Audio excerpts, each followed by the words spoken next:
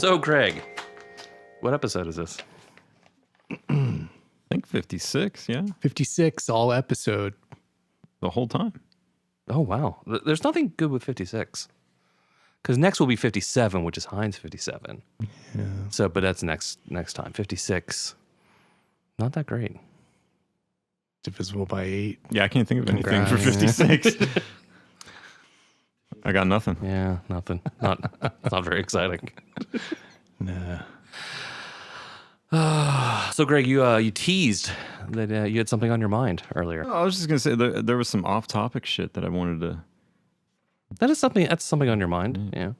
Oh. I watched, finally, Andor Season 2. What did you think? I thought it was fucking amazing. Okay. I think I liked the first season more overall, I would accept that, yeah. but I feel like it was pretty solid.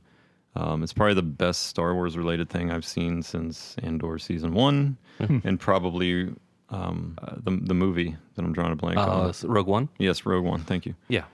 I thought it was fucking great. I absolutely loved it. I do have one complaint. Yes. It's very minor, and I'm probably the only one who complained about it. This is a spoiler, so if you haven't seen Andor, it's been enough time. Go fucking watch it. Yeah, go watch. The Jedi fortune teller that talked to Bix, that was basically just a conceit to get her to leave so she could be basically the final girl for the season. Yeah. I thought that was a little like clunky writing. Okay. That was my only complaint. Literally everything else, like flawless writing, plot, execution, just beautiful. Like the way scenes were shot. Yes.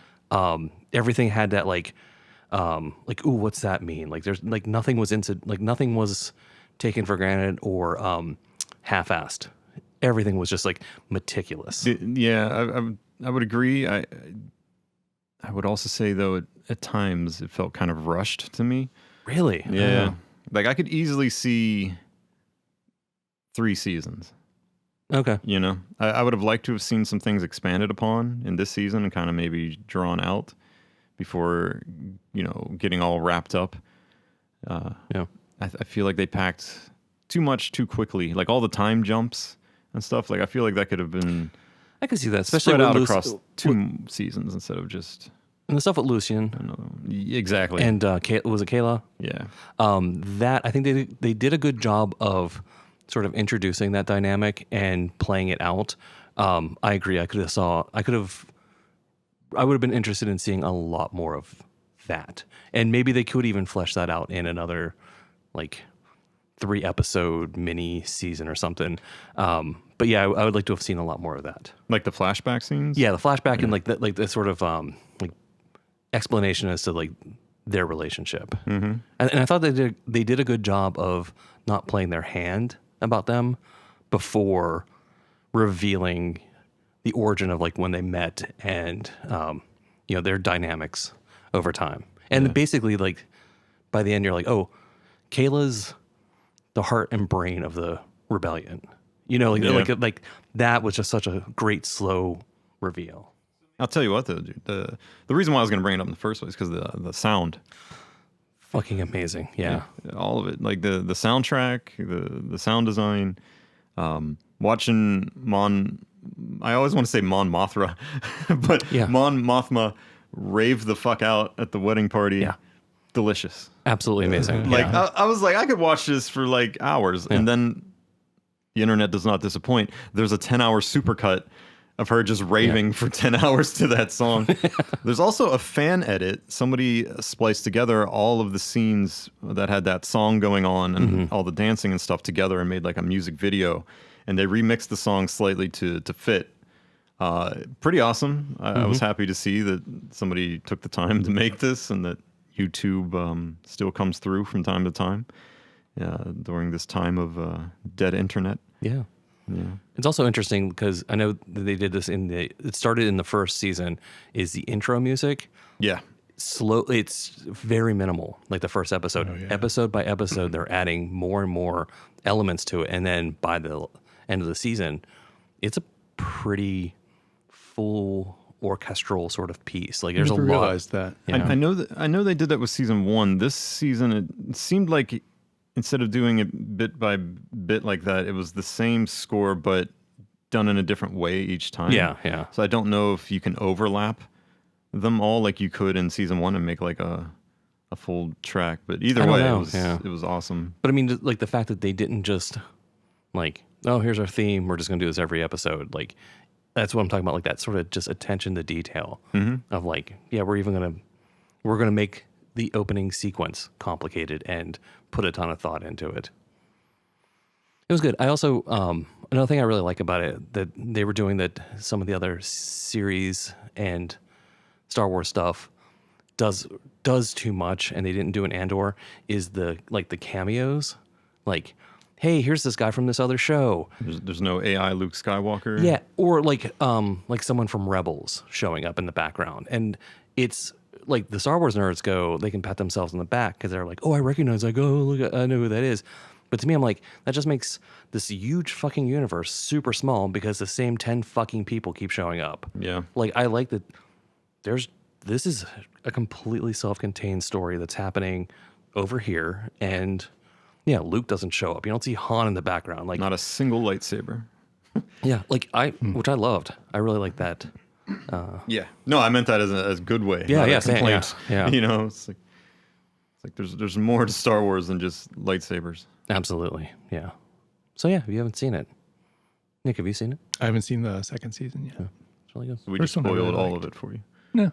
I mean, I couldn't make much association. Like some of it I could make association with, but I won't remember a lot of the details of it. Well, just remember that the track that plays during the wedding is an absolute banger. yeah, I will remember that. yeah. Speaking of movies and or media, so there was discussion on our Discord recently about 28 years later. Which you can gain access to for just $5 a month. Wow. How would you do $5 this? a month, you can subscribe to us on Patreon. Yes, sir. Those contributions helps us buy things like the new microphone pop filters that you're hearing us through right now, and our XLR cables and new mic stands. Thank you. You were yes. saying, Dave? So there was a discussion on that Discord about 28 years later. I haven't seen it yet, but it did prompt me to go back and watch 28 Days Later and 28 Weeks Later. Yeah. Actually, it was like over like the weekend. I was painting miniatures and like doing other things, just had them on. 28 Days Later, absolutely fucking amazing. Like it holds up. It's honestly maybe even a little bit better than I remember. Like which I don't know how it's possible. Super engaging. 10 out of 10. No notes. Suck the landing. Fucking amazing. Do you guys remember 28 Weeks Later? Yeah. I remember fucking nothing about it, so Yeah. I had to look it up on YouTube as everyone was discussing it in our Discord. I was like, you know what? I know I've watched this. I don't remember anything about it. So yeah, I watched like the highlights on YouTube. I was like, I still don't remember that. I went to the theater. I remember going and paying because I was Oh, very really? excited for it. I was I like, think I saw it in the theater too. Yeah. Really? Can't remember anything about it. the movie starts. We're going like 10 minutes into it. I'm like, I should have some recall of this movie at some point. And I'm like, well, okay, maybe I was just like too drunk or too high when I saw it in the theater. No, by the end of the movie, I realized why I didn't remember it. It's a steaming pile of dog shit. It is it is horrible.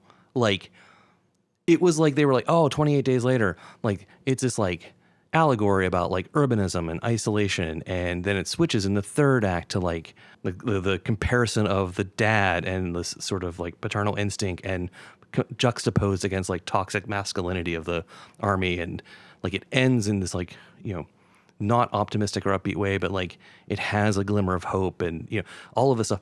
And they were like, oh, cool. But also Fast Zombies. Yeah, that was a part of it. But like Fast Zombies, that's really the only thing that would matter about that movie. They have the Fast Zombies. That's it. Literally everything else. Fucking Jeremy Renner's in it. I don't remember. Oh, He's don't the main remember that. character. He's like the point of view character for I this. forgot about that. Fucking Really? Hawkeye. I don't remember this at all. He's fucking terrible He at didn't it. even show up in the clips that I watched on YouTube. Not surprising, because he was fucking terrible. I remember a dude like trapping his wife to get eaten by zombies, Yeah. and that's about it. I don't remember. Do you remember Jeremy Renner at all. Do you remember the helicopter face down? That did pop up on YouTube, and I was like, "Is this for real?" Yeah, Like, it's real. That's it's real fucking bad. stupid. It's It so was bad. incredibly stupid. it reminded me of the scene from Brain Dead with like the lawnmower. Yes. Yeah. you know, Yes. except not done like as satire. No, it was supposed to be You're like supposed dead to take serious. this serious. Yeah, like okay, like Yeah. no helicopter pilot is going to be trying to weaponize the No, blades no. or the rotor rather of that machine. I mean, it's also funny because the scene starts with like the helicopter guy showing up, and like one of the guys that with him is like panicked and like hops on one of the legs of the helicopter, and it like makes the helicopter like swirl around and go out of control. And then with that guy still on the helicopter hanging on, he manages to 180 into perfect, millimeter perfect precision of flying a helicopter in this just completely unorthodox way that's nose down, blades akimbo, going across a field chopping up zombies. It was like, wait, like not even 30 seconds ago you could barely control this thing. It was oh. So I don't have high hopes for 28 years later. Well, that's kind of why I do have hope for 28 years later, because it's by the original dude, and Yeah. there's been enough time that I feel like he wouldn't be making this if he didn't have something to say with it. Right. You know, like if he wasn't going to put a lot of effort Like into like this. George Romero, like after all those years going back and revisiting like the zombie after all those years. Are you being sarcastic or No. really? Okay. Wait, you don't like George Romero movies? So I have respect for the early ones. My favorite Romero thing is Creepshow Obviously, yeah. and Martin. Those are great movies, but Yeah, not, both great. not Day of the Dead, Dawn of the Dead. No. Yeah. Oh. Okay, so today is a night of revelations. Like, Yeah. like you're fucking pro Cranberry Township in Pennsylvania, and if you live around Pennsylvania, you know how scathing this is. And now, no love for local hero. I have respect for it. All right. But I got into it, I think, way past its prime. It seemed so. Hold on. I've been let feeling me like take a step reality's back. broken lately, Dave. Let me take a step back here, since we're on the topic of 28 Days Later. 28 Days Later is the movie that made me get into zombie culture. Okay. I thought zombies were cheesy. I was overexposed to them growing up because we're in Pittsburgh and it's the zombie city and Capital of the everyone world. worships Romero, Yeah. to the point that like I never watched the movies for the most part growing up. Like I watched tons of horror, but I just kind of stayed away from Romero and zombies because I thought they were dumb. Like I was more into like Freddy Krueger, you know, all that shit, Jason Voorhees, all that stuff. And I started getting, deeper into like slasher horror and stuff like that. Didn't give a fuck about zombies. So when I finally saw 28 Days Later in the theater, I was like, oh, now I get it. Zombies aren't about zombies. Zombies are about It's a metaphor. man is the animal, and like the real villain, it opened my eyes up to that. So I went back through zombie movies over time and started to See, this is where you should be saying, and then I fell in love with all the George Romero movies because they're fucking amazing. Well, shortly after that, right? Like, It doesn't sound like that's what you're going to say, though. and I don't I remember. feel like this is the no, problem. it's not what I'm going to say. So my first Romero movie that I watched from start to finish in the theater was the one that, I guess it was his last zombie one that he did here, Oh, yeah. where they had like the truck with the fireworks and stuff. yeah. I was all hyped up. I was like, finally, a Romero movie that's coming out in the theater, from, during my time, basically. And so I went and watched it opening night. I was very disappointed, but I feel like he lost his touch over time. I have a lot of respect for the earlier ones and what they did at the time. They pushed the envelope. I mean, they are a direct descendant of 28 Days Later. I mean, it's references. Well, that's why I went back through time, because I was like, if I like this, I want to learn how we got here with zombie films. Like what brought us here. Right, And so I went back through time, and I have an appreciation of it, but I feel like 28 Days Later and like that type of apocalyptic zombie film is like They're all apocalyptic. It's Sort of. not like any of them are like yeah. But and like The Walking Dead, like I really got into that. I have like 3,000 hours in DayZ. But Tom Savini didn't do the special effects in that. Tom Savini did the special effects in Day of the Dead, Dawn of the Dead, and Creepshow. So yeah, that's Tom Savini, local legend. Local legend. I got his autograph.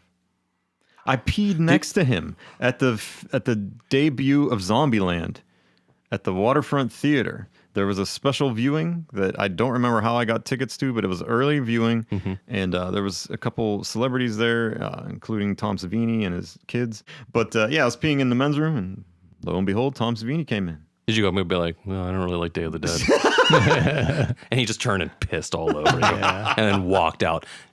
But yeah, I got his special effects book signed. Like, I'm a huge fan of Savini. Just not a huge fan of Romero. So once again, the views of Greg do not represent those of Sysex Dumpster. If you would like to contact Greg, you can contact him independently of Sysex Dumpster Incorporated. Through our LLC. Discord. Yeah, join our Discord and tell him how fucking wrong he is. All right, so what are we getting into here? We have sheets in front of us, each of us. I think we each have 3 things, right? Yeah. There's some commonality between some of them, though. Do we want to start with what's common, or do we want to break off on our own and talk about independent things? I mean, do you have multigrain feelings and I do. thoughts? I that we all have. I feel like we should start with that then. Yeah. All right. It's a pretty big highlight of recent Eurorack things, I think. Nick, would you like to give a breakdown as to what we're talking about? So we're talking about the IntelliGel Multigrain granular Eurorack module, which does stereo playback and recording, but not real-time processing in the traditional sense, like a clouds or beads might be doing it. I got mine, I think, back in April when I was checking today when they came out, like first run, and I fucking love it. It is pretty straightforward to use it, I would say. Like the UI and the UX is good for not having a screen. They also have an amazing manual. Yeah, great manual. The panel has all of the functions and the alternative functions printed on it. Yeah, that helps a lot. It does, and the light context is, it's either off, green, or purple. Right. Maybe a little bit yellow. Like, it's not a kaleidoscope. This is foreshadowing for the later half of this discussion, but it's pretty straightforward. You're like, oh, okay, that's latched, that's going. I'm morph to A, I'm seeing B. It's very easy to grok. Yeah, I would say it's a little easier than a Morphogene, but it's harder than some things. Like you got to dig a little. I'm still learning some things about it, but it has been a very fulfilling, they spent like 2 years developing it before they just dropped it, which I love that they do that, which we've talked about before. But it just works well. And the sound quality is fucking fantastic. Something about it really gets me. Yeah. The sound quality compared to some other things. Even I was playing it kind of next to Beats the other day, and it really does stand out. Crossfader is brilliant. I'm generally apprehensive about using new gear in a live setting. Yeah. But I only had it maybe a week, 2 weeks, and I got so comfortable with it that I used it live. Yeah. That's probably the shortest amount of time between getting something, getting comfortable, and using it live of anything I've ever had. And it did everything I wanted. I think the scene morphing, the scene storage there's 8 samples or 8 slots you can have, you can have wildly divergent scenes, and then the morph between them is still somehow seamless. And also, this, A sounds really good and it's got this quality to it, and then B is totally different. Mm-hmm. Somehow, as you're sliding between them, they also sound good. Yeah, lots of good sweet spots when you fade over. Generally, you can tell they did a good job at putting the right amount of parameters and type on there, such that you can get a lot of variety out of it. And it's It's pretty easy to use. Like, it reminds me of things I really liked about the Octatrack, but is easier than that was. Like, I like the scene functionality on there. It's a big part of it. But for some reason, the way it is on the Multigrain is just a really simple implementation. And you can see with the LEDs, like how much of each one is kind of associated with each side of the slider. And also, it's really easy to do CV mapping, modulation mapping. You get 3 inputs, and there's a little button for each of them, and you press them, and you select what you want to be mapped to that. And that can actually be stored per scene and independent. So I thought that was a really straightforward way to, not have a jack per pot. Yeah. But even the pots, even what the controls that they've surfaced, I think is brilliant. Like, it's exactly what I want, and it's great for shaping sounds. Because I started out, like, for that set was just a couple of bleeps and bloops from Localic, and then samples of me playing cello.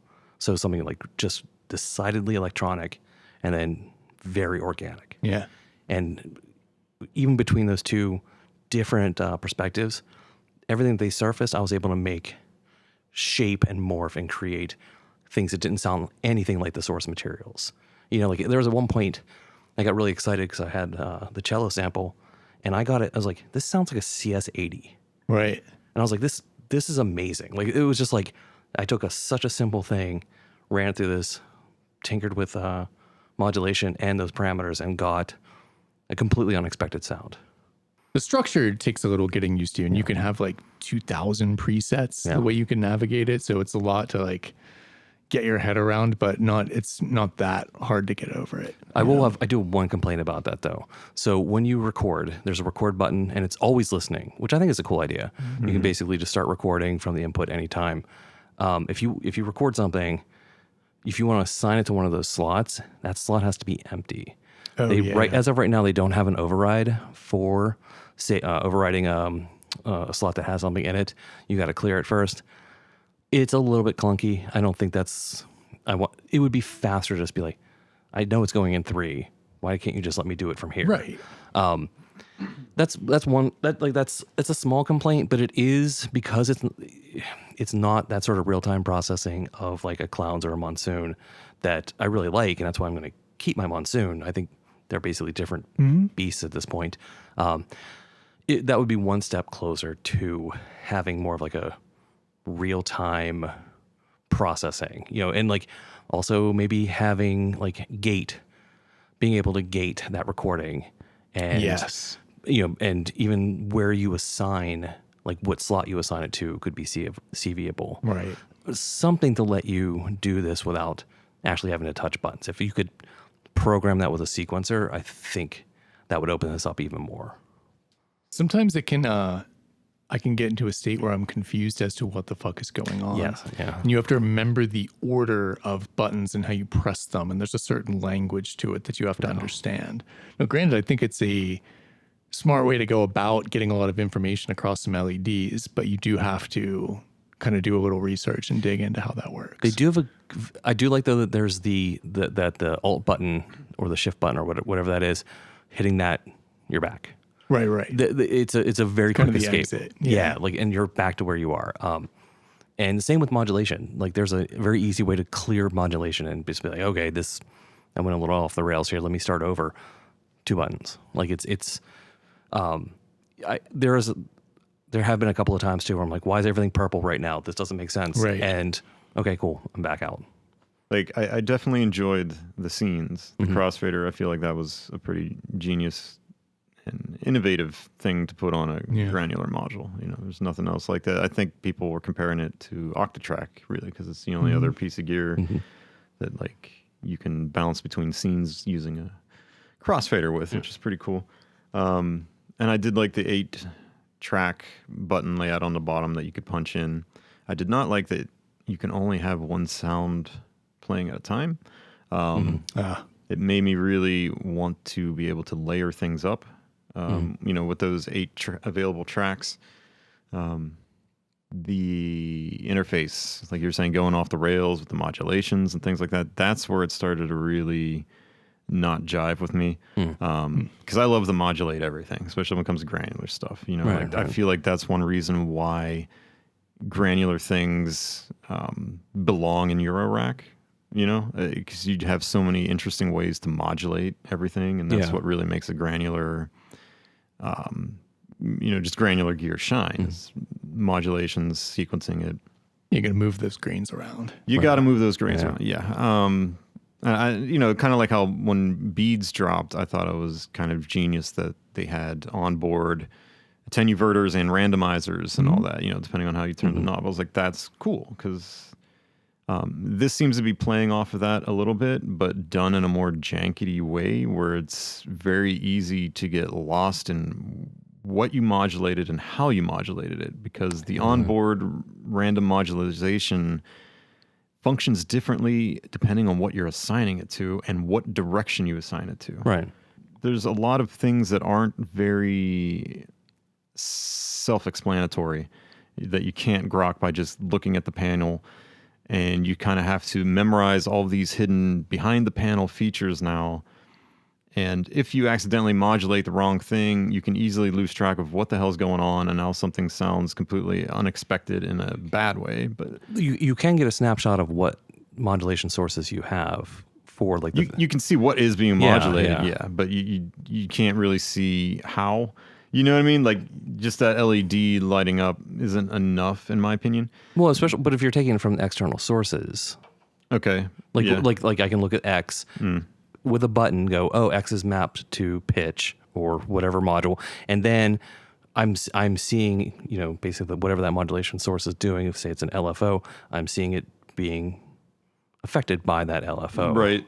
Yeah, I was trying to stay away from external modulation for the most part. Oh, I was doing the opposite. Okay. I was actually using way more external modulation than the internal. Same. Yeah, so maybe that's part of the different there's experience. This whole engine they built, internal modulation, and so I felt like that was how it was meant to be used, and I was really curious to push that, and try to utilize it as best I could. I was hitting it with external from time to time, but for the most part, I wanted to see how it functioned as a self-contained instrument. Yeah. But going back to the layers, though, real quick, as you switch between the different sounds, it's not like they just cut off. Like you still are processing that layer, and in fact, you can use the next and step inputs to modulate them, and basically switch between these two. Or any number of the samples to build up those layers. So I mean, like you can, like I see what you're saying, like being limited to just one, but you're not audio wise limited to just one. You can play with that and like have them build up, and you actually have a lot of control over. Like, I just want this one sound to come in for a bleep. Well, you modulate that, you sequence it accordingly, and then I actually, instead of seeing it as a limitation, I thought it was a really interesting feature, because I liked playing with. It just made me angry. Oh yeah, because I was like, okay, like I was trying to come up with a sequence to overlap sounds like that, and I did come up with a cool one. Like I had this weird like drone going where I was triggering different sounds and using the next sequence and all that, and then I was just like, why do I have to do it this way and jump through all these hoops instead of them just allowing you to layer up your tracks? You know what I mean? So I don't know. It just kind of frustrated me. And also, as much as I enjoyed the sound of it, it made me realize that I would really enjoy a screen. Not for menu divey things, but just as an overall visual aid to see your grains, where you are within the sound, how you're moving through it. Okay, that's legit. Yeah. And modulation, things like that. Yeah. Like they have used screens on Rainmaker and Shapeshifter and all these other complex modules, and I think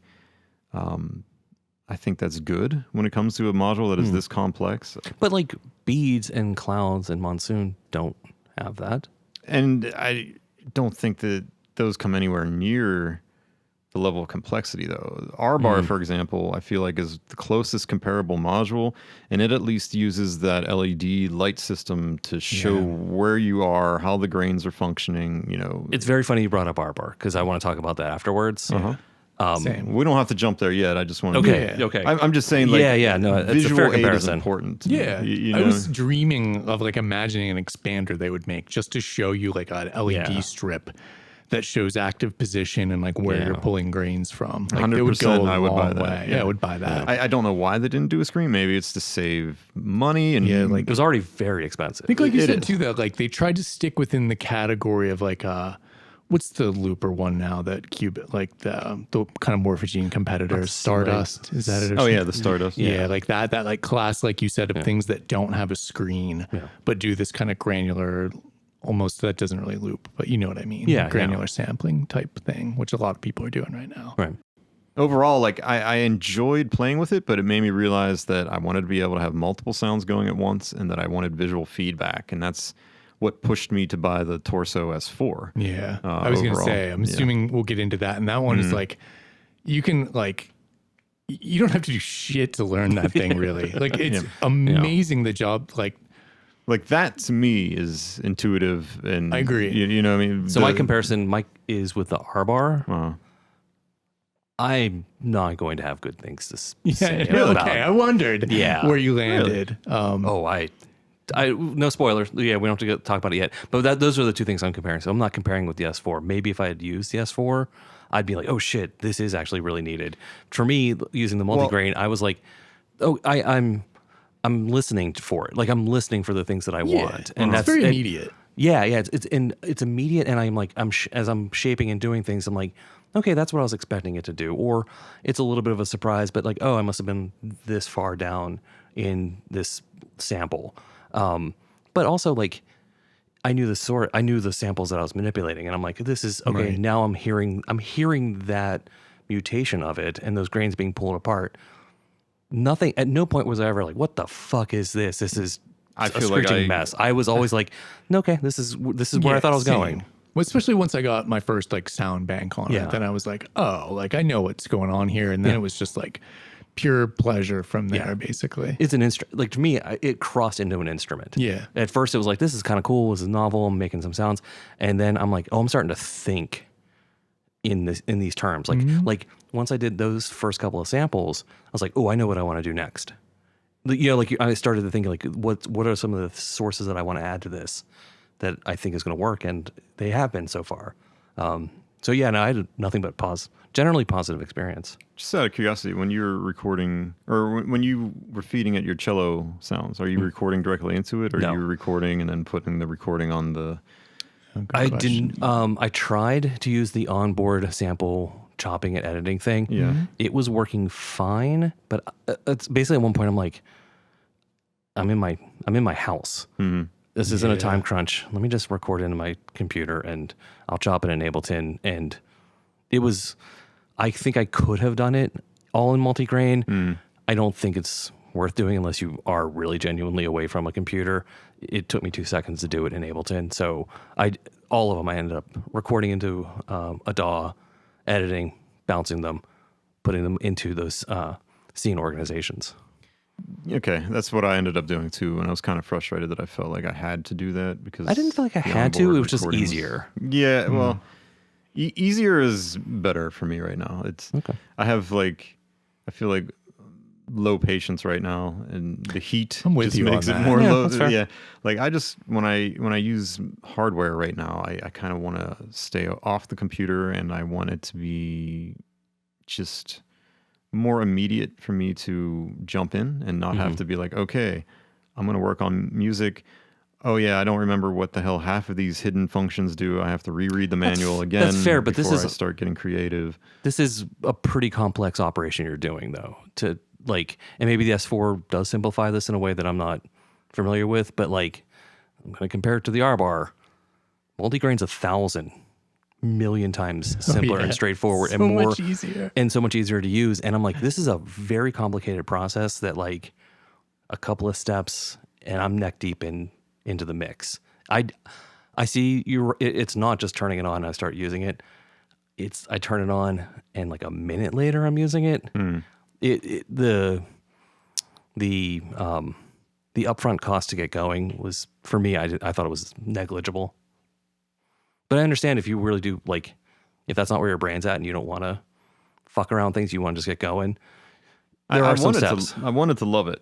Like, I really did, and it made me realize why I enjoy granular so much. You know, it kind of rekindled that for me. But at the same time, it made me want to try different things. See, Yeah, I get it. did try something else. It's the Arbhar. Yeah. And that made me, I already really love multigrain.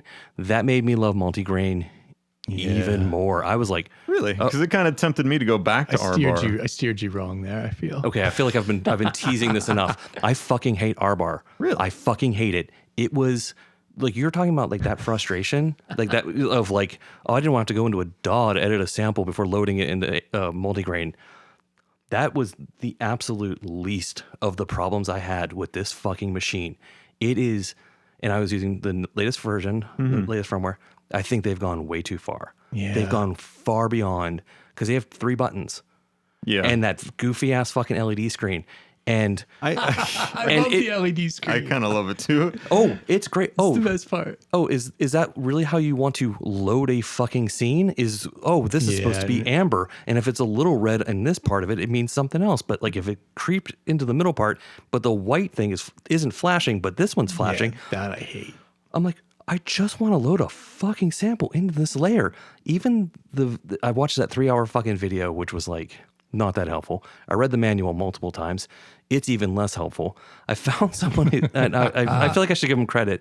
I should have wrote it down, who was like, hey, I got really tired of I've been spending like weeks trying to figure out the Arbhar. I got it to at least load a scene. I'm making this video to help other people, but like the whole time it's just like, yeah, no, what you're seeing me do is what you have to do, and it's absolutely bonkers as fuck. Like, I'm not, if you're on this video, you probably know like what's going on. It's a fucking mess. Now, that said, once I got past all of that and I got everything to load and I'm working on it, sonically, it's fucking amazing. Yeah. I think it sounds great. Yeah. I hated using it so much, I'm getting rid of it. Yeah. I hated using it every second I of it. got rid of mine. Yeah. See, I guess step back real quick. We're talking about the Instro. Oh yeah, Arbhar. I'm sorry. I got heated. Got fired up. No, I feel you because I haven't hated something this much that I used and really wanted to love and tried my best. I can't remember the last thing that was just like I got you have to get out of my house. I can't Sell see you you again. a USB expander that doesn't fit into the fucking module without bending the PCB, and that blows my fucking mind. So with that as a backdrop, Greg. Oh, is this going to be some cranberry shit? Where we sit here and talk about cranberry, and you go, I don't know, cranberry's not that bad. I'm not coming to defend it. I'm just saying that it has some things that I feel like are a little better over multigrain, but not many.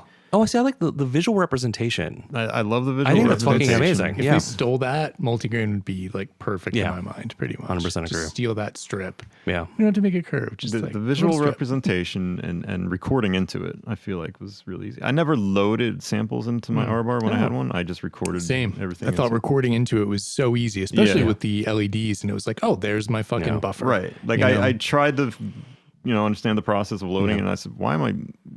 Fuck this, and I just ended up recording stuff into it, and that worked out fine. But Well, it's not just the loading and the scene and all that sort of file manipulation.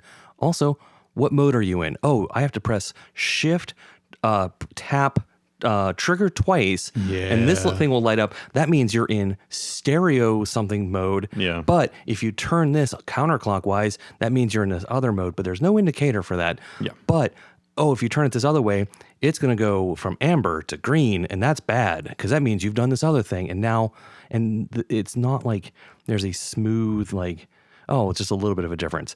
Oh, now everything is just completely fucking different. Yeah. And that's what was like, I'm like, this is maddening. well, Arbhar is the module that made me realize that Eurorack granular modules should have a fucking screen. Yeah. And I was really excited when IntelliGel announced multigrain. But at the same time, I was disappointed that it did not have a screen. And I was like, I really wanted this thing to be the Arbhar killer. Yeah. Yeah. But I think the lack of the screen makes the two very neck to neck comparable. In fact, if you'll indulge me, I don't know if I will. I'm I'm going to interrupt it angrily. I made a constantly. comparison list here. Is this in a spreadsheet? So Arbhar has 6 tracks or buffers, call them what you will. Layers, I think. Yeah, layers. Yeah. Multigrain has 8.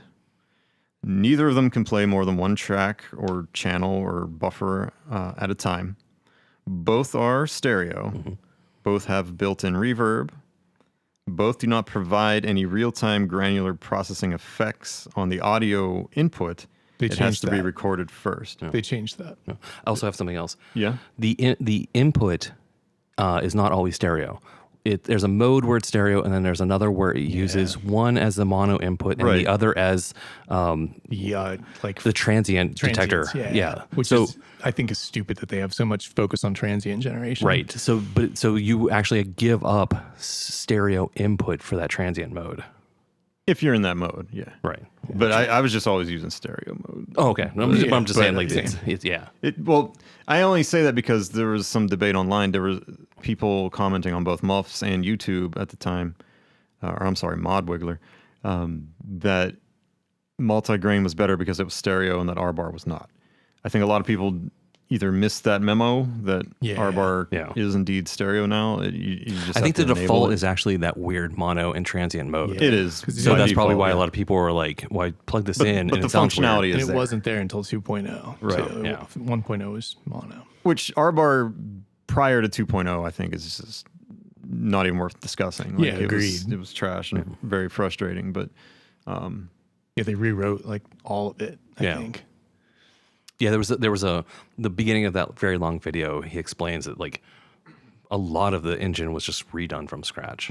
both provide onboard random modulation sources.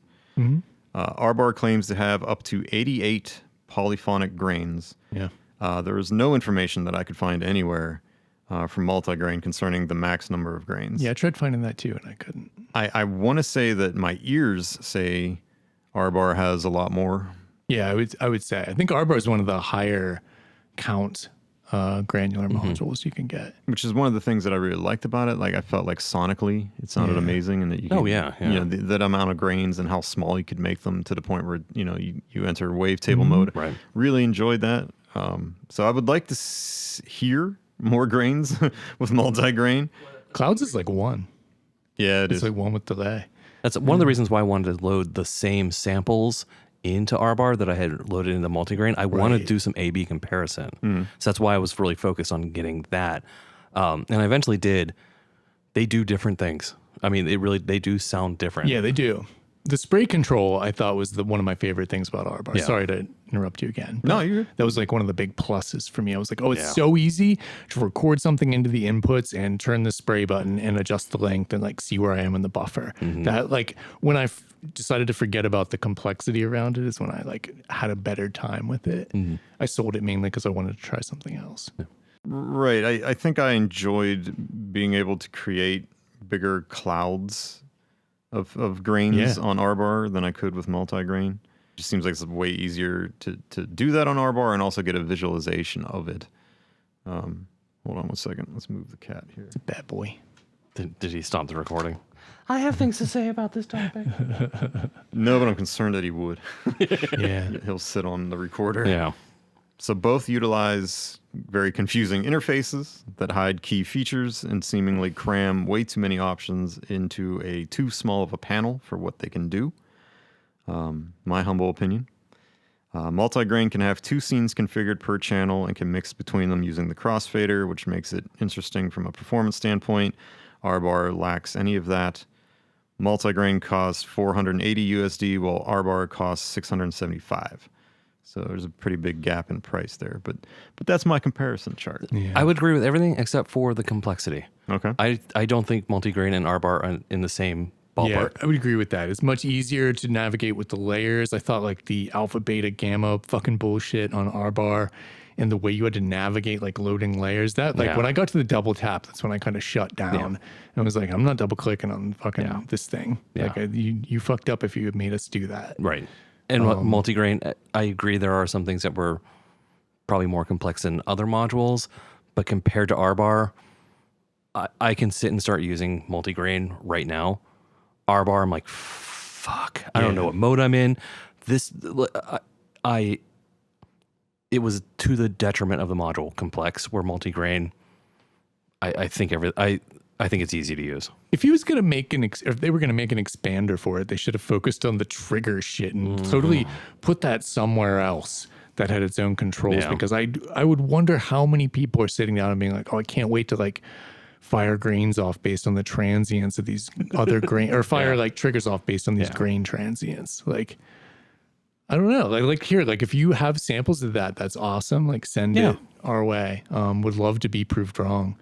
I thought it was kind of specious that you'd want to do this. And I think like Arbhar sounds amazing, and I wouldn't be surprised if someone who's really dedicating a lot of time to getting into and scraping up every little eek of CPU and every little bit of its capacity and using all of the tricks that they've spent a lot of time adding and got their head around that and made compositions that really really push it to its limits.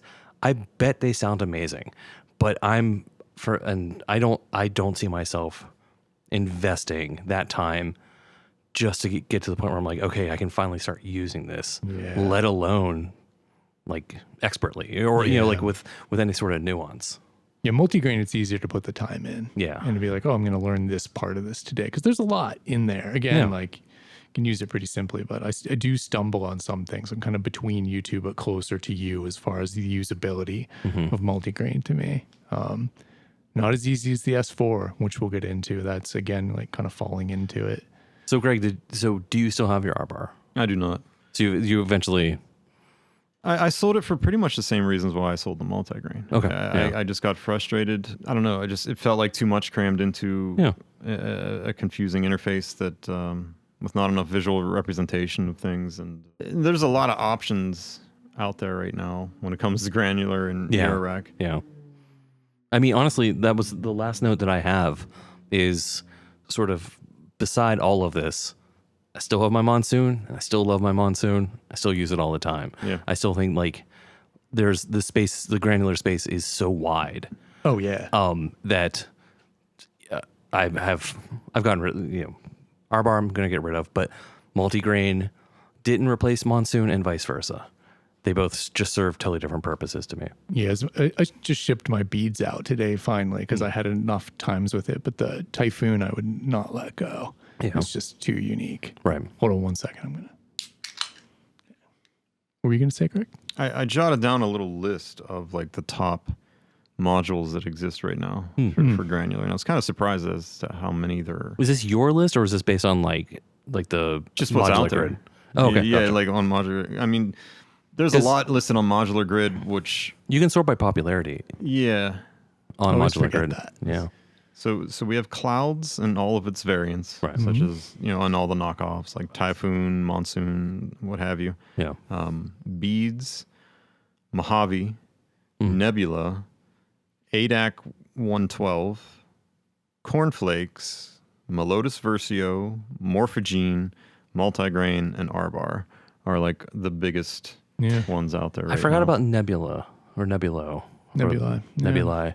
I had that for a hot minute and I hated it. That's right. I forgot about that. Yeah, I've never tried that one. Or what's the other one you said? The ADAC. Those are the only two in that list I haven't tried. Yeah. The ADAC does have a screen, but I've never tried it. And from what I've read, it's been kind of plagued with bugs and I hear weird it's better issues. now. Oh, is it? Okay. You know what? Like years after they release it, it's finally in a workable state. Yeah. Yeah, it sounds like it. So what's your personal order? Like how would you rank those? My personal favorite is still Clouds. Yeah. I feel like it's the OG. I love being able to process things in real time. But when it comes to granular sampler, I guess I would have to give it to Multigrain. I feel like it's the most creative and interesting one. I just wish it was a little better. That's fair. I don't want to sound like I disliked it. Like I thought it sounded amazing. Fair review. Yeah. It had a lot of things about it that I liked, but it just made me realize that like I would need 4 multigrains to do what I wanted to do and to do what I could do with the S4. I feel like that's a fantastic segue into the S4 because this is where I drop off. I don't have the S4. I was very, very like wildly interested in it until elephant in the room when it comes to the S4, it's plagued with bugs. Like not fun bugs, not that was inconvenient. Pretty bad bugs, and that's put me off on it for now. But if they can get through those bugs, I'd be very basically sell me. Yeah. Which one of you is going to get the sale? Well, let me take a step back. Like we discussed. We discussed the S4 in our last episode, right? Wait, did we? Yes, we did. I can't remember that either. I don't remember this at all. Towards the end, because it was on my list. The firmware. They debuted the.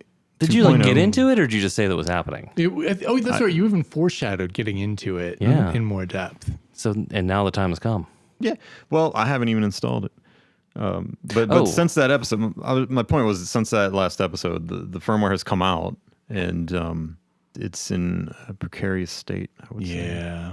So I think I don't want to speak for everyone here, but I do feel like we don't want to be too harsh on this. No. We're all in technology and software.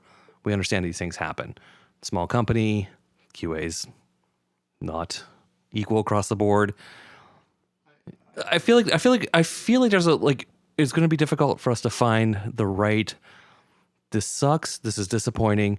This is bad, but also not throwing our shit. I'll try to start because I think the thing that mystifies me about this is when I see the list of like however many people, 30 or 40 people that were beta testing the 2.0 release, and they drop it without caveats. If they would have said like MIDI sync isn't working, there's a memory leak right now, it's not hard to realize that like half an hour later, if you use MIDI, you're going to have a frozen machine and you're not going to be able to save or power it off. Which screams memory leak. Yeah, there's multiple fundamental kind of scary things like when you plug it in, it turns on automatically. There's no like power on. You turn it off. But sometimes it just won't come on until you hit a button and then it'll like come on again. And sometimes it'll just come on its own. Speaks to some fundamental, like you don't have this thing turning on correctly yet. There's a cap that didn't get released and now it's causing weird problems. If they just wanted to get to some end point, and I feel like, I bought this because 2.0 came out. I was waiting. I knew that 1.x had issues. I saw that drop. I saw the story. I'm like, oh, it's available. Detroit Modular has it. Like, I'm in the mood. I'm going to like try this thing because I'm like playing with granular stuff a lot. And at first I was like, this is great. Use it. It's so simple. Didn't even have to look at the manual too much. Like if you just look at the labeling, the knobs and what they do and go through it, it's pretty apparent. Like you can fumble your way through it. Loved that about it. It was great. Was getting good sounds out of it. Again, like you said, the visual indicator of the grains and where you're at in the sample, very straightforward. Except for some start-end bugs I think I was running into where I was like, oh, I just want to like zoom in on this slice in the way that almost anything with a start and end point works. That aside, the issues with MIDI clock, you make a Torso T1 sequencer. If somebody wasn't there like banging that thing with a MIDI clock just using those two machines, I don't know how people like didn't find that or weren't like forthcoming. They could have just dropped a beta, 2.0 beta, gone on a break and said like, look, there are these caveats, like have fun. But there's no stable release you can go to for that thing right now that doesn't have issues. That kind of sucks for when you're selling something. That's exactly why I didn't install it. But wait, what version are you on though? I'm still on the latest pre 2.0. Is that, would you call that stable? I experienced the same problems Nick's talking about. Occasionally, if I had it on for too long, it would kind of freeze and not wake up. This may be a legacy issue then. I was going to say, I think this predates the 2.0. Because I've had mine do that, and I wasn't using MIDI that I can recall. It seems like sometimes it'll go into this like limbo state that it won't snap out of. I had it happen maybe twice that I can recall. Yeah, that's wild. I thought the current leading theory was that it was newly introduced. I don't think it is, unless it's a similar problem but a different bug. Maybe. Yeah. You know what I mean? Yeah. Similar symptoms, I should say, but a different bug. Yeah. Yeah. And hopefully it's not like a hardware issue. Hopefully this is all honestly just that just sounds like they malloc memory and then forgot to free it or don't have a code path that frees it. Because I was using it for a couple hours until I brought it to the studio, turned on the MIDI input to get that working, and then I looked over and it was frozen and then it happened again. And I'm like, I was just downstairs, like at my desk, like having fun, But I anticipated this. Yeah. Like I knew the torso. You just said it. Oh, the T1. Sorry, I was drawing a blank. Yeah. The torso T1 had a lot of issues, and it took a while for them to get ironed out. The 2.0 software here for the S4 took, I guess that was a little over a year. Seemed like it to drop. Mm-hmm. And I felt like that probably wasn't enough time. So like I wasn't in a hurry to install it because I assumed, like you said, we're all familiar with, software and hardware and issues. And the fact that there was no beta that I ever saw come out, I was like, this is going to be beta. It's like, I don't feel like being a beta tester. No. I really don't. Yeah. I felt like the version that came out prior to 2.0 was stable for what it is, even though it's lacking a lot of the new features. So I was like, I'll just stick with that for now and continue to have fun with it as is until 2.0 is in a better state. And then like every day as you kept posting more and more, like, frustrations and issues with it, I was like, okay, yeah, no, this is really beta. Like, that's not good. And it's a bad look considering like, it's like just delay it, like delay it. We've already waited so long for this firmware and these features to come, to fruition. Yeah. But I mean, there's again, I've probably mentioned this a bunch of times. That's what I do for a living, QA. Mm-hmm.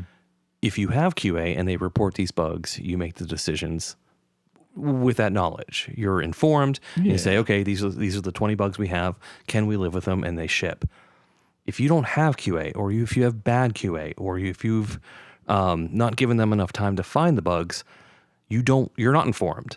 There's a chance that they just didn't know these bugs were there because they either skipped the QA step or didn't give it enough time, or didn't even have QA, and just were like, we know there's a couple things wrong, ship it. So neither of those are great, but one comes from being informed and saying we're going to ship it anyway. I think that's fucked. The other being we're a small company. We didn't do the QA. We didn't do the testing. We made a bad decision. That's fucked, but also a little bit more like, not forgivable, but like understandable. You just kind of was just like, yeah, they just didn't know. And now as bugs are filing in, because you said their Discord's blowing up. Yeah, it was. I joined the Discord because I was like, I got to like get to the heart of like, I got to talk to people using this thing to see what's going on. Maybe I'm just fucking something up. And there was like a good bit of rage on there, and I understand why. There's people who have been dealing with this since the 1.0 and are like frustrated with what they have and buttons that don't work and shit. I get it. But then just a couple days ago, like before when I was leaving their Discord, I saw that the creators had finally come on there and said like, oh yeah, we know we have to like interact with you all differently. There's so many questions. Like there's obviously frustration because they don't participate in it. And rightfully so. I mean, Yeah. This is the type of thing that's just going to turn people off to the company overall. You know what I mean? Especially following like the fact that the previous firmware had complete lack of features that there's buttons for was already kind of, turning people off to it. And then the issues with the T1 and now this, you know what I mean? Like there's people that are going to just walk away from Torso and not come back. Like they're going to lose customers over this, guaranteed. Yeah. I said before that I'm not very patient. For some reason, I enjoy the S4 enough that I will be patient here. I do have faith that they will iron this out. Hopefully, and hopefully sooner rather than later.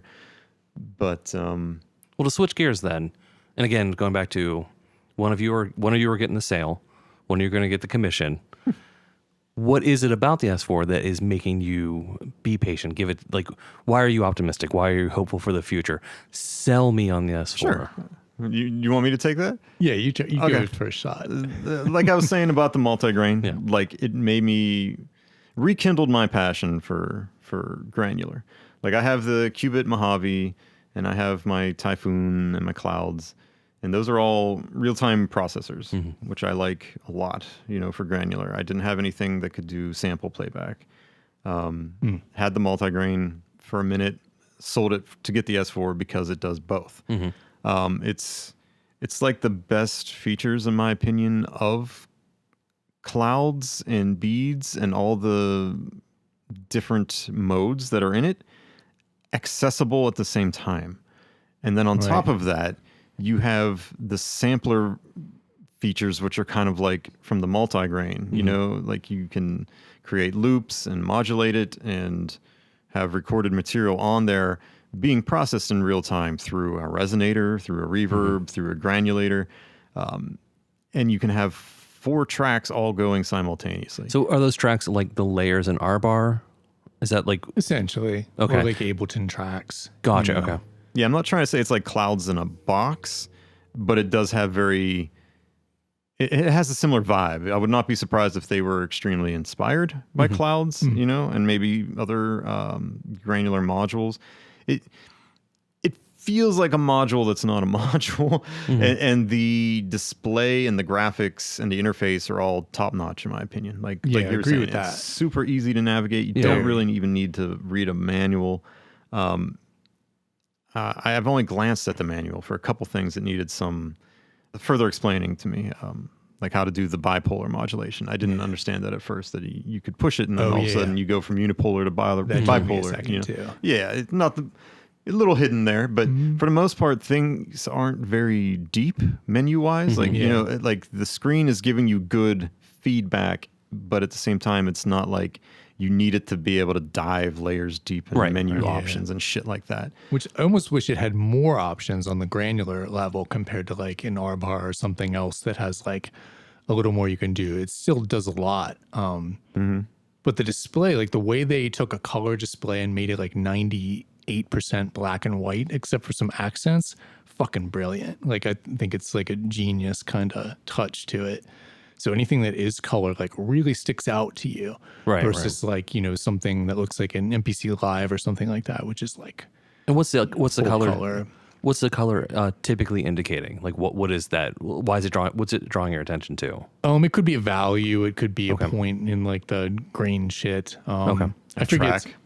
Track. Okay. Things that are very useful to see like stuck out, but everything else is so clear. Like I thought it was black and white at first until I saw like the first color thing, and I was like, oh shit, okay, interesting.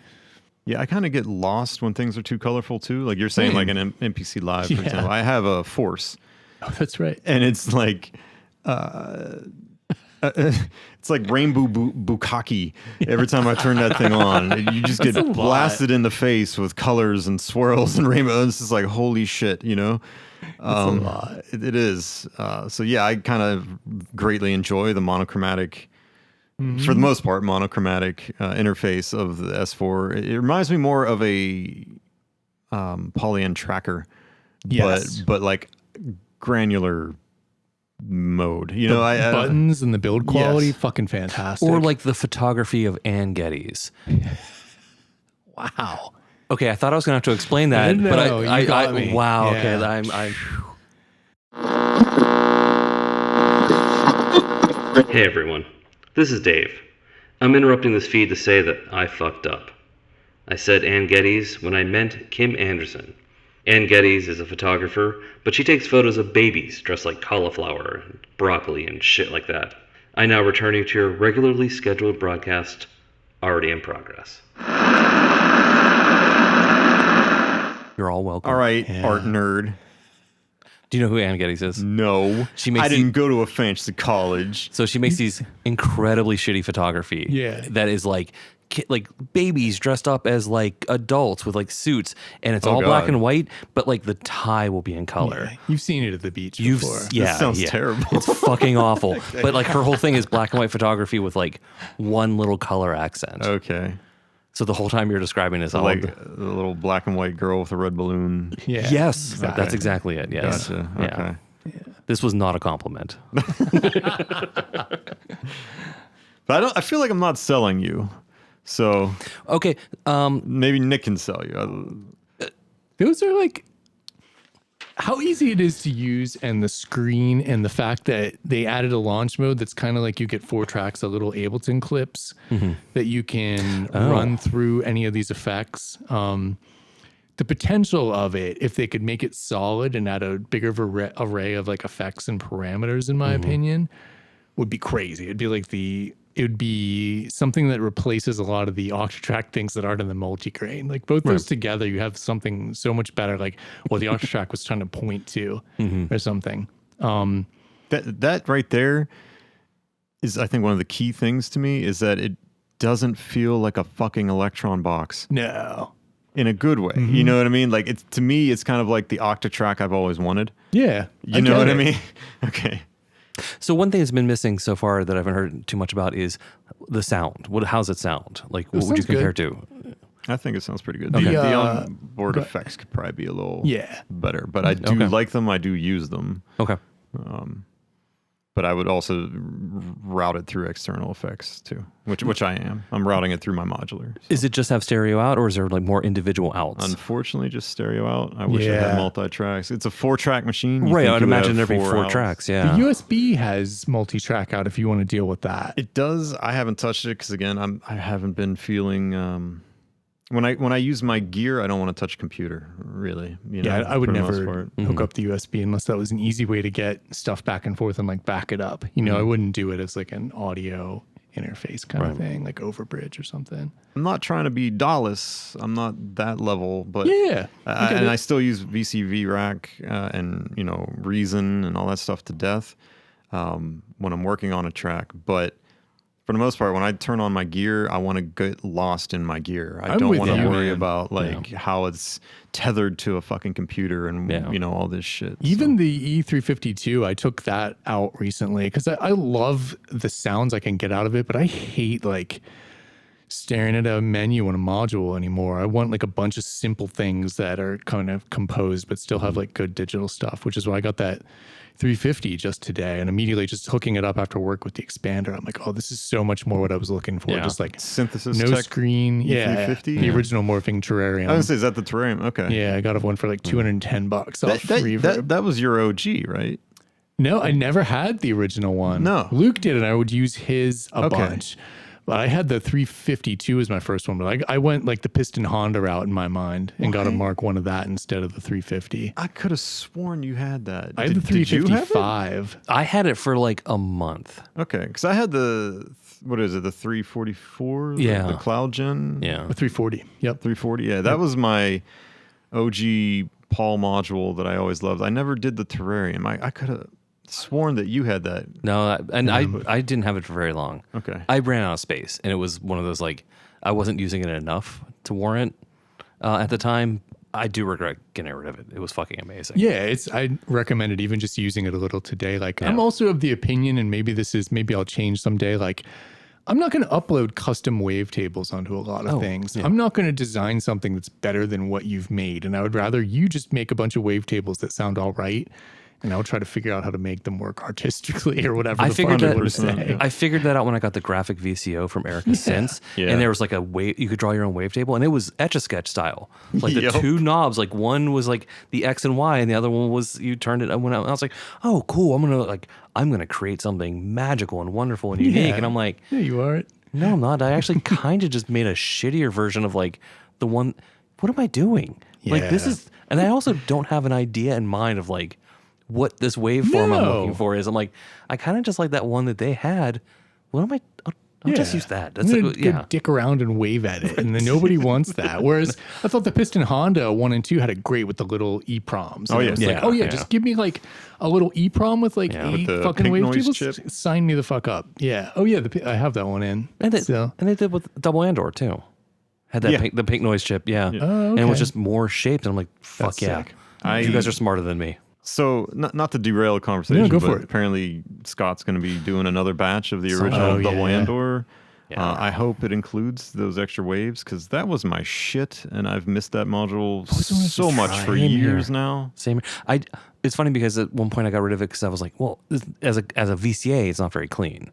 And I was like, it's not. I wanted a clean VCA, and I was like, and it's there's a lot of space.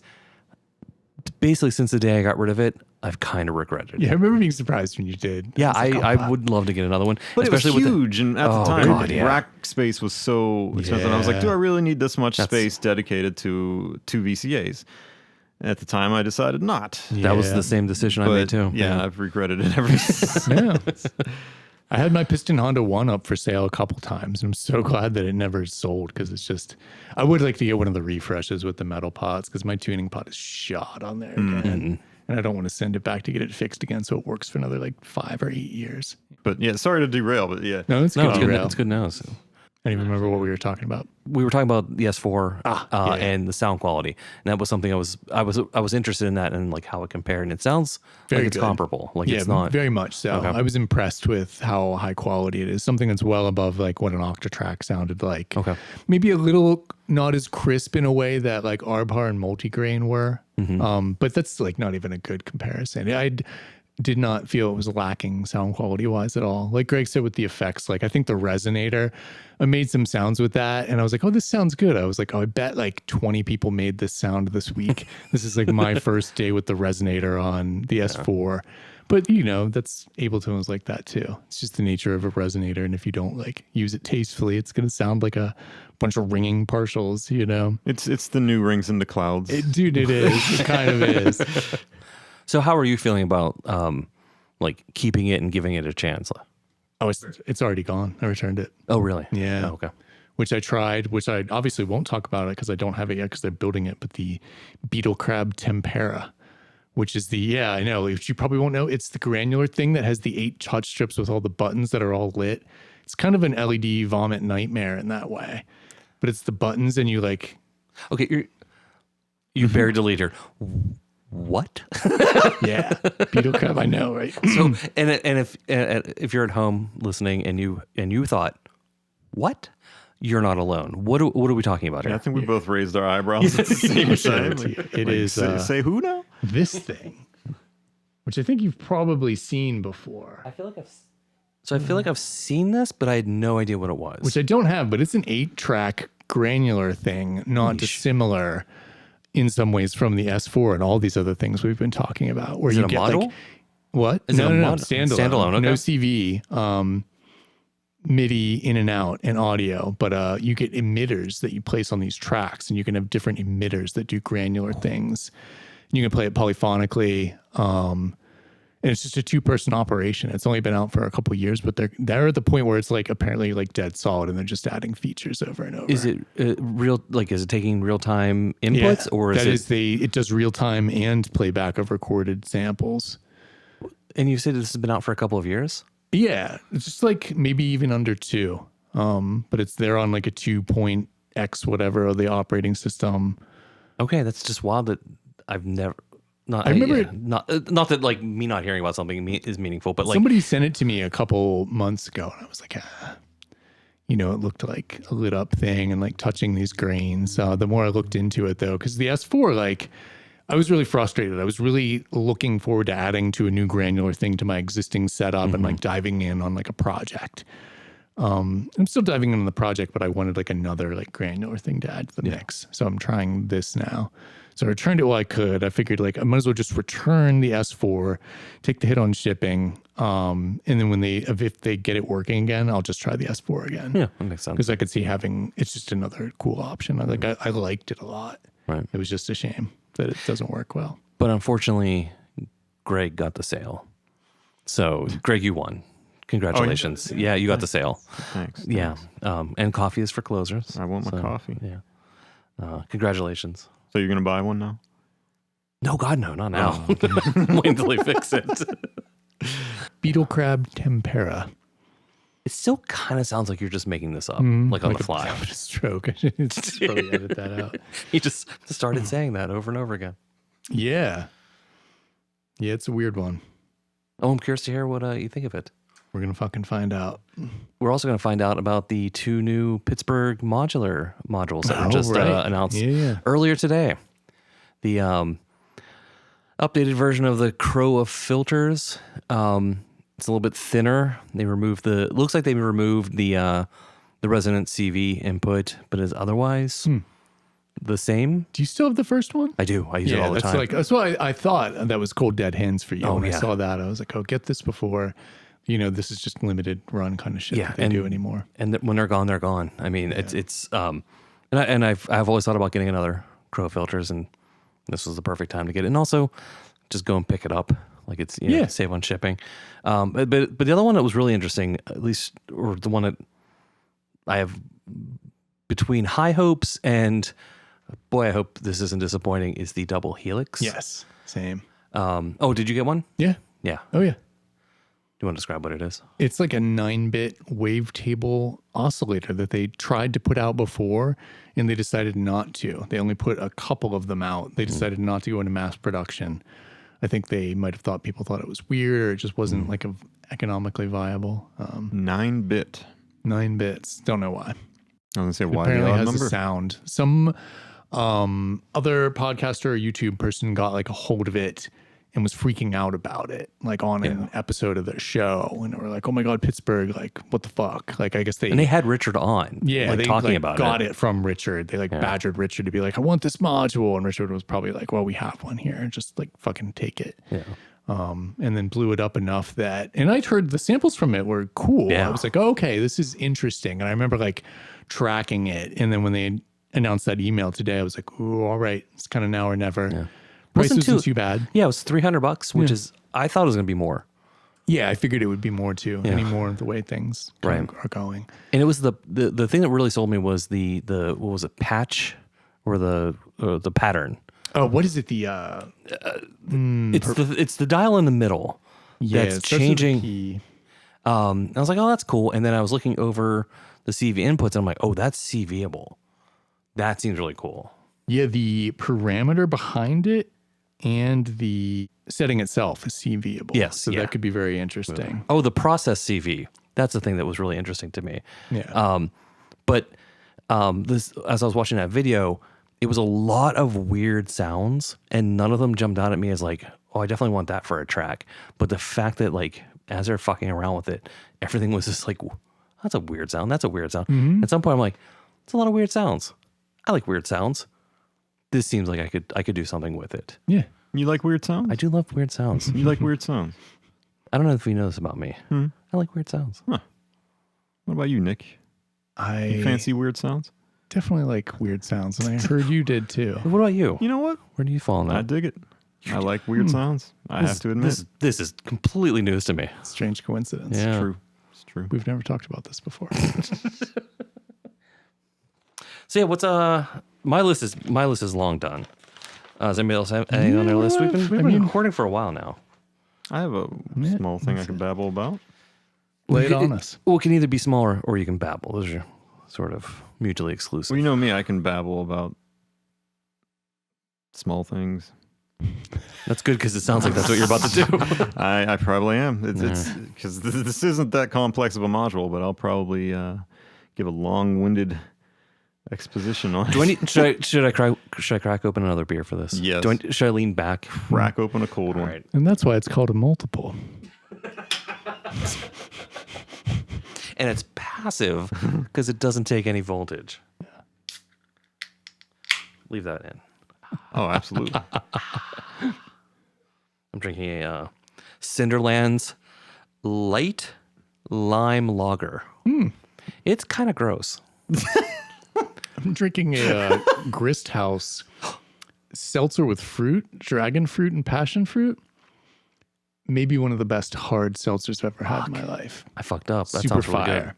Yeah. Sounds refreshing. good. Yeah. Yeah, it's really Considering good. we're in the middle of a heat wave right now. Yeah, I didn't know. Like, I was just like cold things, like get some cider and like another thing to bring over. And I've had Grist House stuff before. yeah, this stuff's good. Fucking great. Yeah. So speaking of the heat wave, in case anyone's wondering why they occasionally hear a weird droning sound in the background of this episode, That's not Neubauten playing again. it's not Neubauten, it's not Throbbing Gristle Or on in the Zev. next room or anything. It's my air conditioning set at a very conservative level, but still kicking on constantly because we're in the middle of a heat wave and it's hot. And so we had to leave it on So to get through this episode. Unless you're in the North or South poles, you're probably pretty fucking warm right now. also I don't have central AC, so like all of my rooms have a window, or not all of them, but like each floor, Yeah. one of the windows has a window AC. Mm-hmm. When's the last time you listened to or heard a window AC unit? Oh my God. I barely noticed that. Yeah. So it's funny you say it because last weekend I was doing some antiquing or I'm sorry, the previous weekend, I was doing some antique hunting out in your favorite neck of the woods, out past Lancaster in Amish country. Dear God. And yeah, we're in the middle of nowhere, like farmland. And we stayed at a bed and breakfast. It was this cute little Victorian mansion. Of course, no central air in there. And this was the first day that the heat wave kicked. Yeah. And they had 2 window units in our room kicking full blast. I had to turn them off because they were so fucking loud. I was like, you know what? I'm going to deal with the heat for a bit because I can't think with this noise. You know, I left just one on and I turned it down a bit. But yeah, you're right. They're loud. My brain like filters them out for the most part. It's like I live 50 feet from railroad tracks. I never hear them. AC though, every once in a while I'm still like, especially like if it starts clanking. It's not a pleasant background noise. No, like generally, I like background noise. At Steph's place, I switched the ACs that were on the top and bottom floor because the one that was downstairs, like by the couch and the TV, driving me fucking nuts to the point where, like, I think they wanted to kill me last summer when I was like, "Can you just like turn it off so we can watch this?" Because like I can't hear shit, and it's like low-key driving me crazy. I think if you like noise music, like air conditioners aren't that sick, you know, like dishwasher, I fucking love. A dishwasher is super calming, and there's this water thing going on. Air conditioner, it's just like level of hell being like mic'd in with like a real shitty mic. It's getting you kind of cold, but you're pissed off because you're in hell. There was an old Hard Times article that was like local noise act turns out to just be 3 raccoons in an AC. Yeah, that sounds about right. They make that weird sound. It sounds like someone's peeing in it every once in a while. Yeah. So Freon's like dripping, and there's a styrofoam component to it too. What we're hearing right now, though, is perfectly soothing. Yeah, central air is nice in that regard. Like it's kind of sounds good. Yeah, I dig it. I don't know how this thing sounds that good because this AC unit I think is older than me. I don't know how it's still working. Yeah. It's fucking cold. It's this giant rusty box that's behind my house. That's just. It looks like it's straight out of the 60s. Yeah. It's pretty wild, but still kicking. Yeah. Still doing the job clearly. Yeah. My electric bill will be $1,000 a day. Everyone's is. Oh, but you were saying something else that was not AC related. Was I? I don't know. Oh yeah, I had a module to something talk about. we were going to babble about. Yeah, what you got? I bought Cosmotronic Aphelion. Aphelion? I don't know what that is. VCA or the distortion? It's the stereo distortion. Oh okay. Shit. Okay. I guess you could kind of use it as a VCA. If you wanted to. The level is CVable. Nice. The choices for stereo distortion in Eurorack are not very wide. There's not too many. Yeah, not in stereo. No. Originally, I was using the Cosmotronic Cosmix version 1 as a stereo distortion. I was good at that. It's flipping on the drive on the master bus and adjusting the bass and the treble, pushing it into distortion. I liked using it in that regard. But it was a bit big and a bit much to just use it, for that. Yeah. So I was pretty excited when they announced the Aphelion. It has 3 types of distortion built into it and a DJ-style high-pass, low-pass filter. I feel like the first distortion circuit is kind of garbage. It's just like a basic overdrive that I'll probably never use. It's very subtle, very basic, kind of too bland and boring for me when it comes to distortion. The second mode is a saturating wave folder. I feel like this is kind of the heart of the module. It's the most unique distortion on it. Most interesting mode, I would say. Depending on how hard you drive it and how hot your signal is that you're hitting it with, you can start to hear like these interesting harmonics kind of seeping out of it. I was running it on a lot of beats and found that it was bringing out little harmonics that weren't there without it, Yeah. I liked it. The third is a rat-based distortion circuit. Cool. Which I feel like is more useful on synths than beats and percussion. Yeah. I used to have a rat pedal back in the 90s. And there's like a million variations and knockoffs of the rat. So. It's kind of a classic distortion. Yeah. I used to run my Yamaha PSR through it in the 90s and pretend I was Trent Reznor. So So using that mode is kind of nostalgic. I think the most interesting part of it is that you can seamlessly crossfade between all three of these distortion circuits. Like morphing, not just like switching between them. I wouldn't say it morphs. Like there's no interpolation between the modes. It's just kind of a soft fade in and out between all three. And you can do this manually by using the knob, or you can do this via CV. Okay. Which I think is pretty damn cool. You can start to create almost rhythmic things, depending on how you're modulating it. Is it responsive to CV quickly, or you're saying it's slowly goes between them? Is that based on the slew of the CV, or does it have its own slew? I say slow as in like there's no... You can't hear it kind of morphing into it. It's just kind of like it doesn't like clip or anything. But it doesn't like click. Okay. It doesn't like, there's no like hard stop, like, oh, I'm in this new mode, like say an Electron analog heat or drive pedal where like you move that mode and you are clearly in a new mode now. And kind of there's like a little audio dropout and shit like that. There's nothing like that. It's very smooth, I guess I should say, not slow. Okay. That was a poor choice of word. Sounds cool though, yeah. Yeah, it's neat. Like I love distortion, but I feel like most distortions in Eurorack are kind of static. Oh, 100%, yeah. And static and mono, unfortunately. But being able to CV that kind of just adds a little bit of life to it. It kind of makes it gives it this weird dynamicness that I enjoy. So I haven't seen this module. How big is it? I want to say 8 HP. Well, that's not bad at all. That's really tidy. It's either 8 or 6, somewhere in there. It's not big. Yeah. I don't have that in my notes. Sorry. Usually I do have the HP for any module. You caught me off guard. Dude. Wow. But it's small. Yeah, It's about half the size, I would say, of the Cosmix. So. That's why I was asking. Because I remember that was a pretty big boy. Right. Do you still have a Cosmix? No, I do not. Yeah. You had one forever. I did. Yeah, you did. I did. And now I'm kind of using my Auto Bebe Cherie as my multi-channel distortion mixer. Nice. Yeah. So you're saying this is a keeper? So far, I have some complaints, which is, of course, because I'm pretty damn picky when it comes to distortion. But so aside from the three distortions, you have a 3-way switch that's in the middle that will also give you 2 extra options. In the middle position, it's a 12 dB gain boost, and at the highest position, it enables a low-pass shelf, which is kind of cool if you don't want to get the bass frequencies too muddy, and you want to distort the rest of the mix. I feel like that's a genius addition.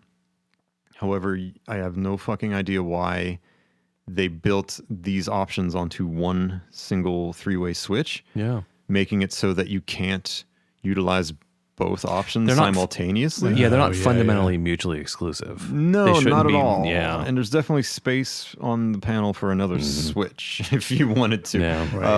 Like I know like component costs are expensive and everything right now, but like just adding a second switch, I feel like wouldn't have adjusted the price too much and made it infinitely more useful, in my opinion, to be able to have both on or both off. Or pick and choose. What have you. That does seem like an odd choice unless it's using the same part of a chip, or it's like bypassing a diode or not. I mean, what I'm getting at is there may have been like a design reason that was like, we could come up with a way to add both, but it would add a little bit of complexity that they weren't interested in pursuing. Right. It seems like an odd choice, but strange design choice. I bet if you talk to them, it might make more sense. Probably not. I could probably ask them for an explanation. Justify your decision. Yeah, like explain this to me, please, 'cause I can't fathom it. But another neat feature at the top, there is a kill switch button for the filter. So you could like dial in where you want the filter to be and then punch it in, or do like a filter sweep and then punch it off and drop back in. Kind of like a performance, Yeah. Is that CVable, or like can you send a gate to that? The button is not, but the filter is CVable, and you can CV both the low pass and the high pass independently. There's cool. inputs for each, which is kind of neat. Yeah. You don't really see that too often on a... You just sort of see one CV for the whole knob, So I like that is in there, but the knob itself for the filter is a little weird. there's a huge dead zone on the knob. Yeah, like at 12 o'clock, you have no filter. And you can dial it in either direction. Counterclockwise would be low pass, clockwise high pass. But you won't hear the filter kind of taking effect until you hit either like the 9 or the 3 o'clock positions. I think that's not that uncommon for a DJ style filter, is having a little bit of dead zone, because you're not necessarily going to like get back to 12 o'clock exactly. Right. Sure.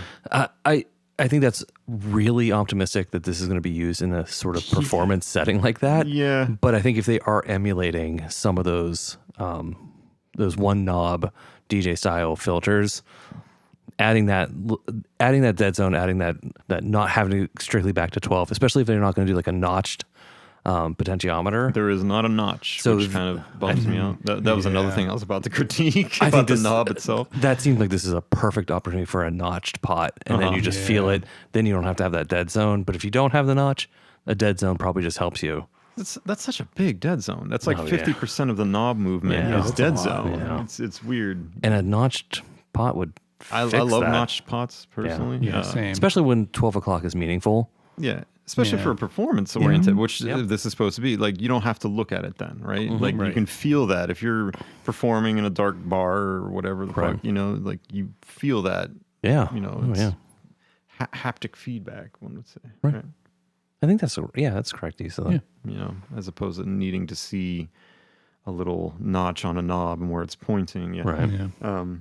So yeah, that was a strange choice as well. Oh, the filter is post distortion only, which is kind of neat. But I would prefer being able to pick pre or post. That's such a common option. Yeah, I was kind of like confused that there wasn't an option. I thought maybe there was a jumper on the back or something or anything. There's nothing to choose that. It's just post distortion only.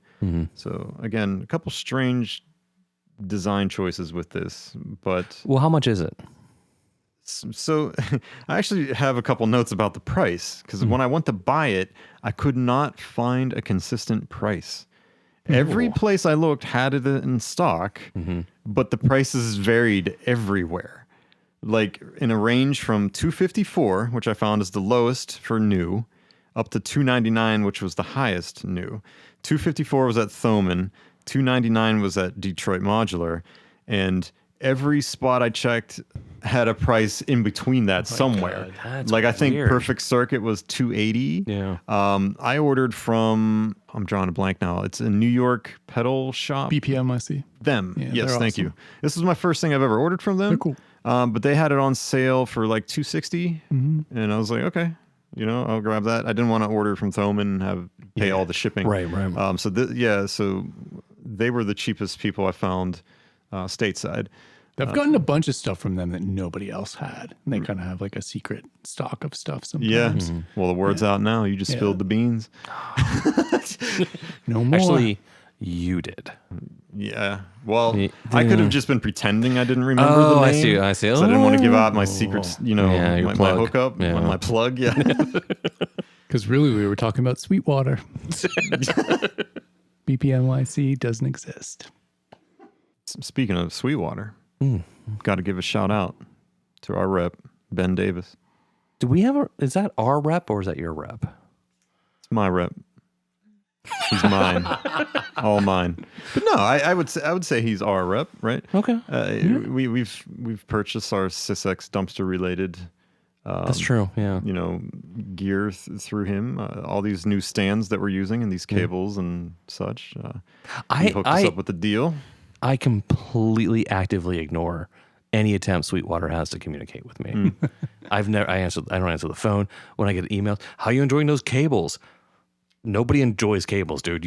I got cables and I use them. I'm not enjoying them. We didn't go on vacation together. And shout out to our Patreon subscribers who have made this possible. I will agree on the shout out to Ben as a human being who's doing things.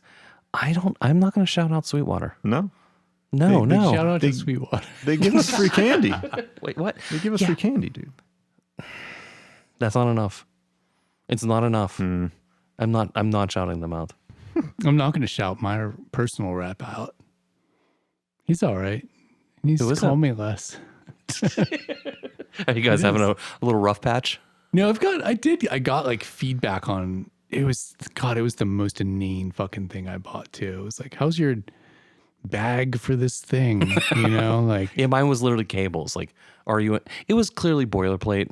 Like, how are you enjoying the insert purchase that you bought from Sweetwater? And it was just like, you should filter out some of these items because they'll no one's text enjoying you them. too. They'll like text you. It's like, I don't need to. Yeah. Oh yeah.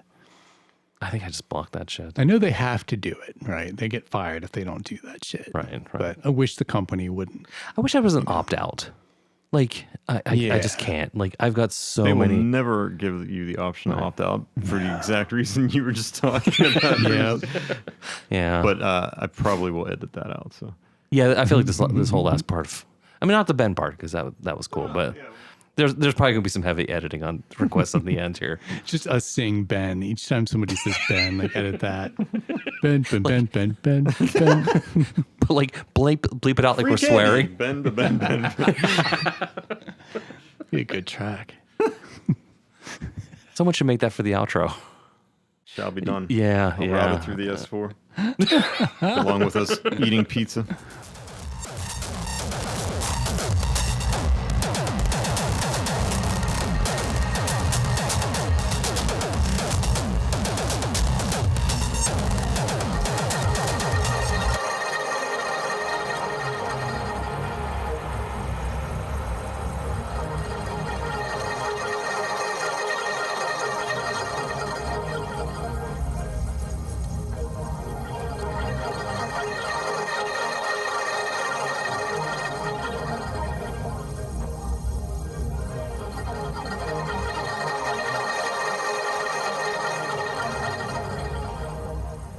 All right, so is that everything?